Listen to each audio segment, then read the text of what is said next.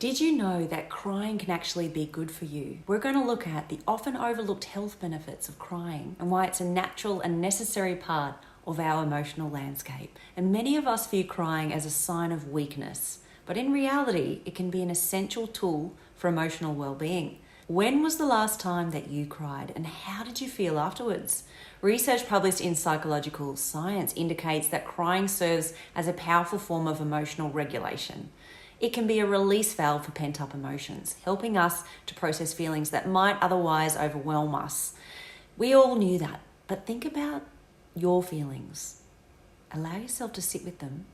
Recognizing your emotions can help you understand the role of tears in your life, transforming what might feel like a moment of weakness into an opportunity for growth and healing if you dig deeper. Are these emotions connected to your values, your needs and wants? Could you assert yourself more? It opens up a whole realm of possibility and could even help you connect with others. And there's some hard science with tears. So there are different types of tears. They mean different things. Here are the three main types. One is basal tears. These are keeping our eyes moist. Two is reflex tears, which respond to irritants like onion and smoke. And three is emotional tears, which respond to feelings. Interestingly, emotional tears contain stress hormones and other toxins. It can detoxify your body.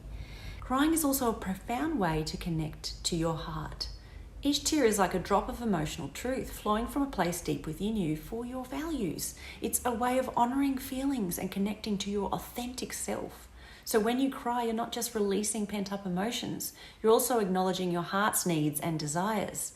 It's a beautiful expression of vulnerability that can lead to deeper self-understanding. And crying is a stress reliever. Studies have shown that crying activates the parasympathetic nervous system, which promotes a sense of calm and helps regulate our emotional state, putting us in rest and digest. Maybe after a tough day, embrace that release of tears that may come, and it's perfectly okay to express how you're feeling inside. But as you are intuitively aware and consciously and subconsciously aware, unfortunately there's a stigma surrounding crying. So let's address this significant hurdle. It is that crying is seen as a weakness, and many cultures, particularly those that emphasize stoicism, discourage emotional expression, especially in men.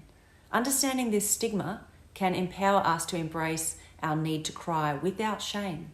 It's important to challenge these social norms. And remember, showing emotion is a sign of strength, not weakness. When we let ourselves feel deeply, we open the door to authentic connections with ourselves and with others.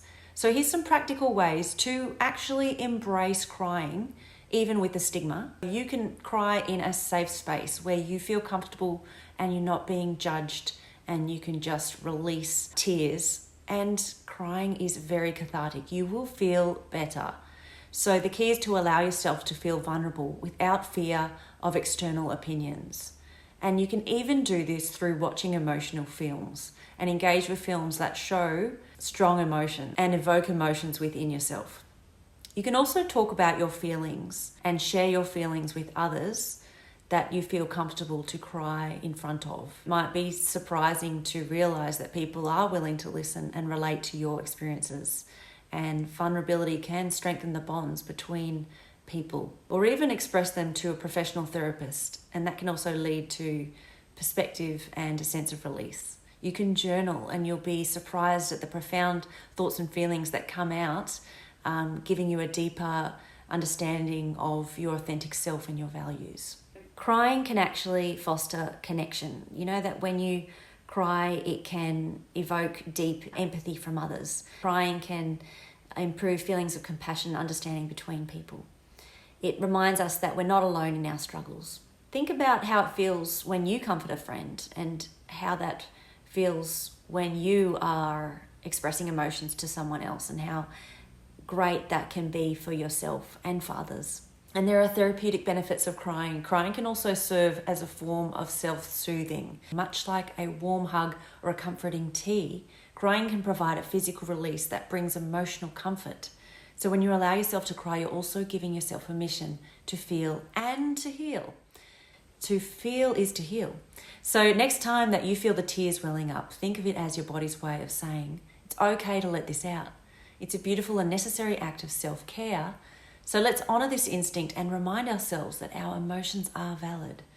So to sum it up, it's good to embrace emotions and the healing power of tears. And tears are a reminder that you are vulnerable, and vulnerability is strength, not weakness. Ultimately, crying is a natural and healthy response that helps regulate emotions and relieve stress. By embracing tears as a vital part of our emotional experience, we can foster greater resilience and connection. So the next time that you feel the urge to cry, lean into it and let those tears flow and honour your emotional journey.